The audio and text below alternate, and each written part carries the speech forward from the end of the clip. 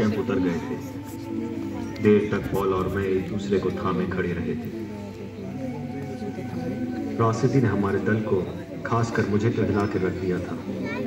Rob मेरा करीबी दोस्त था और उसकी पत्नी और 7 मास के गर्भ के बारे में सोच और ये कल्पना कर कि मेरा दोस्त अपने पहले बच्चे के जन्म पर वहां नहीं होगा, बहुत ही दुख होता था।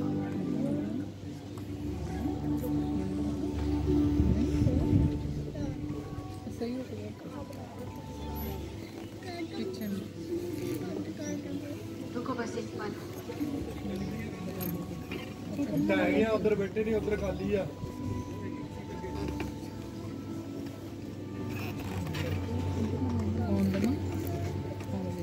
मुझे वो रास्ता अच्छा नहीं लगता। मरे हुए लोग बड़े हों, मुझे मरे लोगों को पार करते हुए डर लगता है। जब मैं अकड़े लोगों को देखना मुझे पसंद नहीं।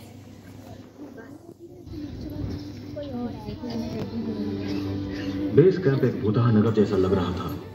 दूसरे आरोही दलों ने अपना सामान बांधा और चले गए। हम लोगों ने भी सोचा कि शायद निकल जाना ही ठीक होगा।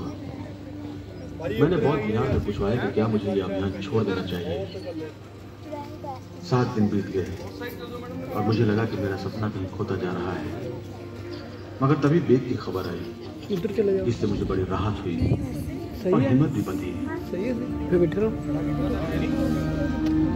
अपने घर डैलस लौटने के कुछ ही दिन बाद बेक अपनी हालत सुधारने में लग गया था। आखिर उसे अपने दोनों हाथ गंवाने पड़े थे, मगर वो कभी हिम्मत नहीं हारा, कभी जीने की चाह नहीं छोड़ी। उसके अद्भुत विश्वास से हम सब की हिम्मत बढ़ी। हम फिर से ऊपर चढ़ने की सोचने लगे, मगर अभी भी तेज हवा शिखर के बर्फ की कलंगी उड़ा रही थी। बात कुछ बन नहीं रही थी। हवा के होते चढ़ने का कोई मतलब नहीं होता है। अगर संभव नहीं है तो नहीं है। आपको चढ़ना है कि नहीं ये तो पहाड़ ही आपको बताते हैं। मुझे आखिर बिहार से संदेश मिल गया कि देवता मेरे अभियान के खिलाफ नहीं थे। अपने अलग अलग तरीके से हर आरोही इसी साहसी निर्णय पर पहुंचा था। उन्हें फिर से कोशिश करनी थी। उन्होंने अपने अंतर को शुद्ध करने के लिए एक पूजा की थी और तब अपने दुखों को ताक पर रख वो हिम प्रपातों के बीच एड के साथ चलने लगे।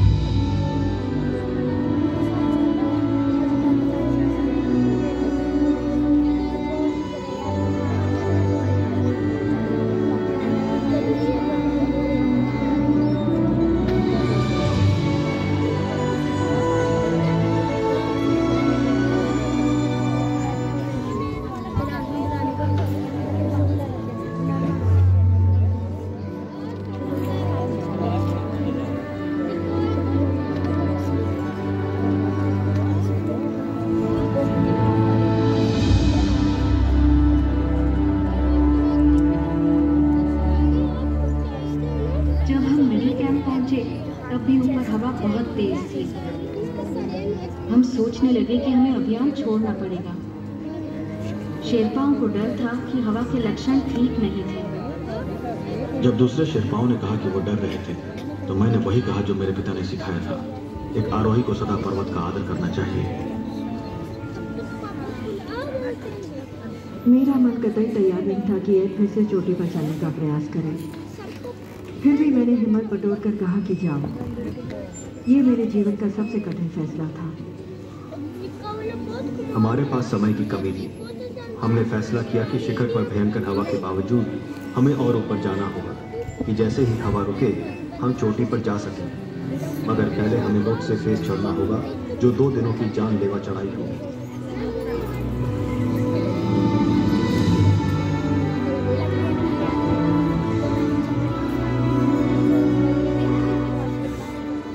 लोटसे फेस 4000 फीट ऊंची खड़ी बर्फ की दीवार है। हम बंधी रस्सियां इस्तेमाल करते हैं, फिर भी लोग मरते ही हैं। उन्होंने क्लिप खोला, एक गलती की और फिर गिरे। रॉकेट की गति से एक आधा मील लुढ़के और फिर बिना पेंदी के किसी खाई में गुम हो जाते हैं।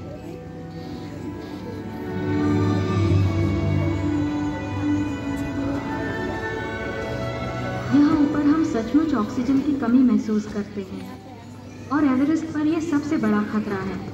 दिमाग को ऑक्सीजन कम मिलने से ठीक से सोचना मुश्किल होता है। शराबी की सी हालत हो जाती है। आपको लगता है आपका दिमाग चुस्त है, मगर ऐसा है नहीं। हाई कैंप पर हम लोग चोटी से करीब 3/4 तक पहुंच गए हैं। आखिरकार शिखर की हवाएं थम गई हैं। 26,000 फीट पर जीपीएस रिसीवर को सेट करना मुश्किल था, लेकिन ये काम कर रहा था। मैंने रॉजर से ये नहीं कहा कि हमने यहाँ सैकड़ों पत्थरों को देखा जो कभी समुद्र के गर्भ में थे। यहाँ से पत्थरों के अलावा भी ले जाने को बहुत कुछ है। 22 मई दल उस रात शिखर के लिए प्रयास करेगा।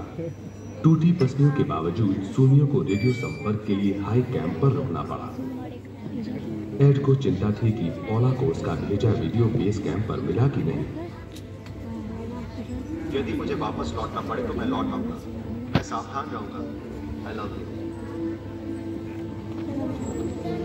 इतनी ऊंचाई पर आपकी बुद्धि धीमी गति से चलती है। आप सो नहीं सकते, खा नहीं सकते। आपका दिमाग ऑक्सीजन के लिए तरसता है। आपका शरीर कमजोर हो जाता है और आपकी मांसपेशियां जवाब देने लगती हैं। इसीलिए तो आखिरी 3000 फीट को मौत का इलाका कहते हैं। मैं बहुत तनाव में था, क्योंकि कुछ घंटों में ही मैं जीवन की सबसे महत्वपूर्ण चढ़ाई पर जा रहा था।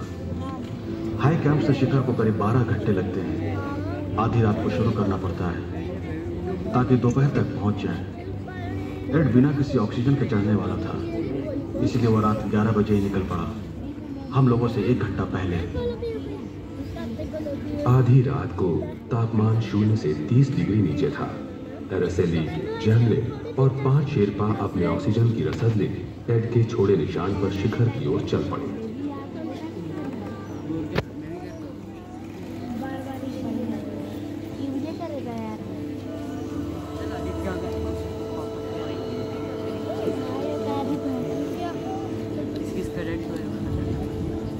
रात में गॉगल्स और ऑक्सीजन मास्क लगाकर मुझे लगा जैसे मैं चांद पर हूँ। दूसरे भी करीब ही थे, मगर हम कभी बोले नहीं। मुझे लगा मैं बिल्कुल अकेली ऑक्सीजन मास्क के अंदर बस अपनी ही सांस सुन रही थी।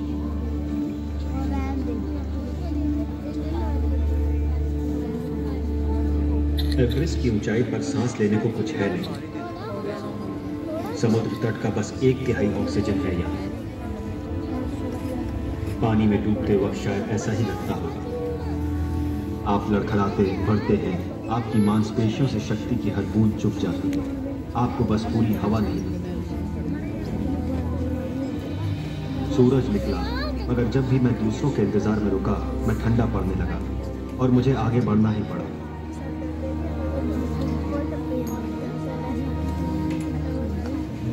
मैं बिना ऑक्सीजन बोतल के ही चढ़ रहा हूँ, क्योंकि ये चैलेंज मुझे पसंद है। बस मैं और ये पहाड़, सीधी सी बात। हे पॉला, अच्छी खबर है। लगता है मैं पूरी टीम को डेफिनेट शिखर पर देख रहा हूँ। ओवर। मनुष्य का शरीर इस ऊंचाई पर जीने के लिए नहीं बना। वो चीखता है कि मुड़ो और वापस जाओ। उसे अच्छी तरह पता है कि एक गलत फैसला और मौत।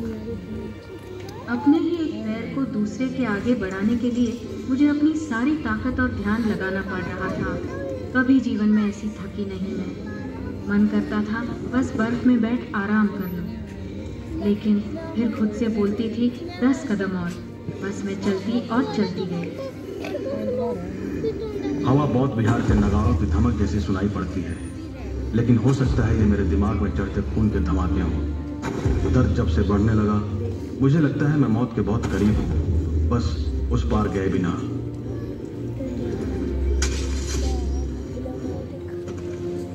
हर आधे घंटे में सुनियो को रेडियो करती रही। क्या एड की कोई खबर है? कोई खबर?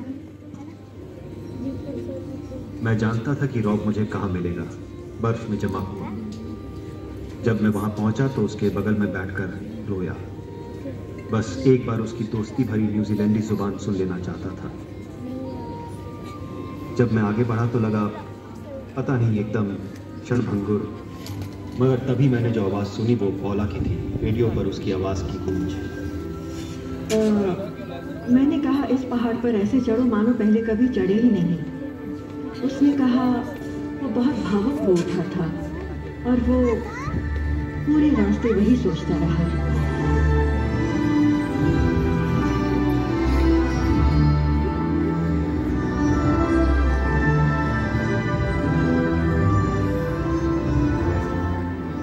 चढ़ाई की सबसे कठिन ढलान ठीक चोटी के नीचे है, पत्थरों और बर्फ की खड़ी दीवार जिसे हिलरी स्टेप कहते हैं। जब मैं उसे पार कर गया तो लगा कि मैं लक्ष्य पूरा कर लूंगा।